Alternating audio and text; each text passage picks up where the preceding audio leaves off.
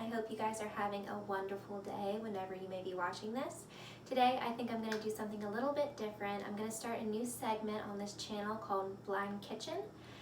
Why I want to do this is because I know that a lot of you suffer with anxiety when it comes to cooking. I know I definitely do and have for a really long time.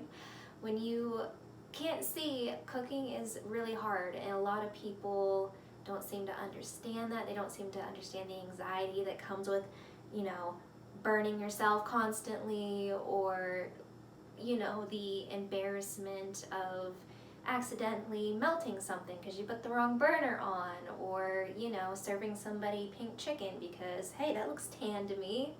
So if you guys are interested in that, let me know. I have found a couple tips and tricks and different recipes that work really well for me. They're really easy, and I just think that some things that I have found would also be helpful to you guys.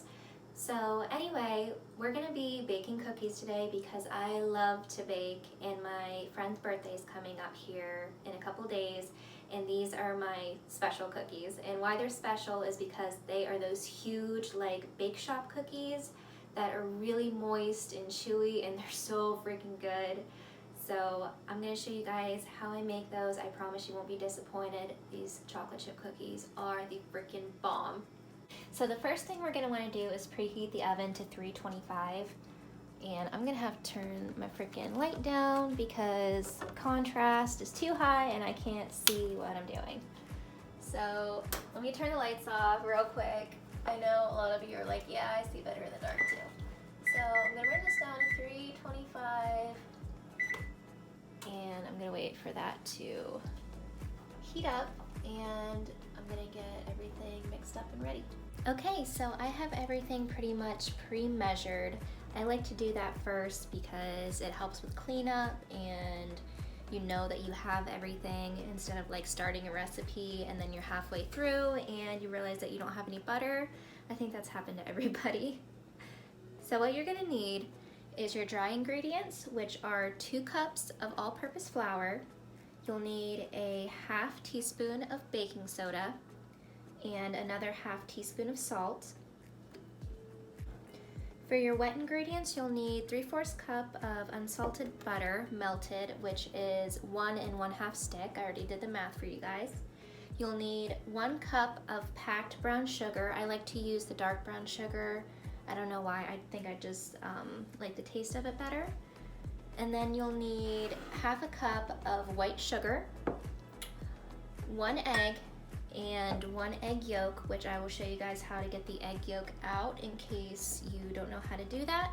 And 2 cups, if I can reach them, 2 cups of semi-sweet chocolate chips, any brand, any kind, whatever you want to use. And we can't forget the 1 tablespoon of vanilla extract. I usually use the real vanilla, but I just have imitation on hand right now, so that's what we're gonna use today. Hi guys, it's me from the future. I don't know what the hell happened. I was showing you guys how to properly and easily mix your ingredients, and the footage decided that it was going to vaporize into the abyss. I don't know where it went, but before you guys mix all your ingredients, please make sure that you are mixing your dry ingredients with your dry ingredients and your wet ingredients with your wet ingredients. All right, let's keep going. I'm going to show you guys quickly here how to get just the yolk out of the egg. So what you want to do is just crack it on the side of the sink, and sorry that my sink's a little messy, I've been throwing everything in here. And just kind of open it up and see how it's sitting in there. And you're just going to kind of throw it back and forth in between the 2 shells there until the rest of that egg falls off and you just have the yellow part. And it looks like we have most of that off, so we're gonna go ahead and throw it in our bowl. Okay, I'm gonna go ahead and whisk this together. Just a little side note, I like to use cage-free eggs. I think that they are more ethical. I don't know guys, it's just something about a whole bunch of chickens being cramped together you know, 30 in a cage, you can't move. Just something about that I can't get down with. So since, you know, I'm in charge of what I do with my money, I spend the extra 45, 50 cents and I buy the cage-free eggs because I feel better about it. I feel like they are getting a better life. I feel like they're being more respected. So that's just something I wanted to share with you guys in case that's something that you haven't thought about or that you were on the fence about. I do think they taste a little better too. They're darker in color and I just like them more. So we're gonna slowly add our dry ingredients to our wet ingredients very slowly. I would put in about 1/4 of it at a time, and I'm gonna go in here with, I don't even know what you call these, like a little spatula thing, and just mix it all in.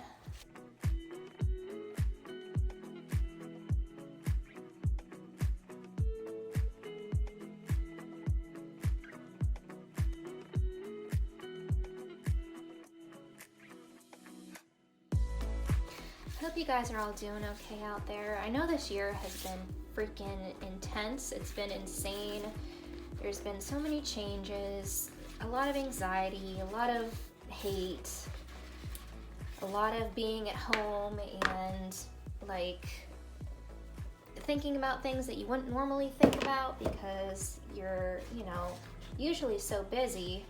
I know a lot of people are having a lot of introspection in their lives, and a lot of people are uncomfortable with how they're feeling and things like that. And I have definitely been there because when you have time to look at yourself, your situations in life, what you want to do, where you want to be.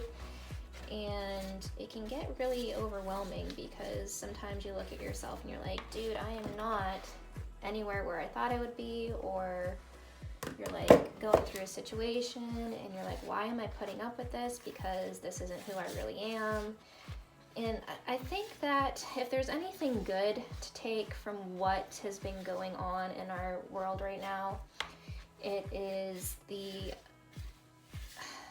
forced slowdown, I guess. We all have been kind of forced to sit down and take a look at ourselves and like figure out what we want to do and who we want to be with and what friends we want to have and what we want to put up with and what we don't. And I think a lot of people have started to really listen to themselves and what they want in their lives, and I think that is a good thing. So if there's anything that we can take from the shitty situation that's going on right now in our world, I definitely believe that's it. And I guess I just kind of wanted to offer like a little insight in case you guys were going through anything similar, or if you had any of the same thoughts. Man, my arm is getting tired, but we're almost done here. Now we're gonna add in our bag of chocolate chips, the whole thing. I personally like to mix them in with my hands. I just wash them. Make sure you guys wash your hands before you do this. But I think this is way easier, and you get the chocolate chips where you want them, all throughout the batch.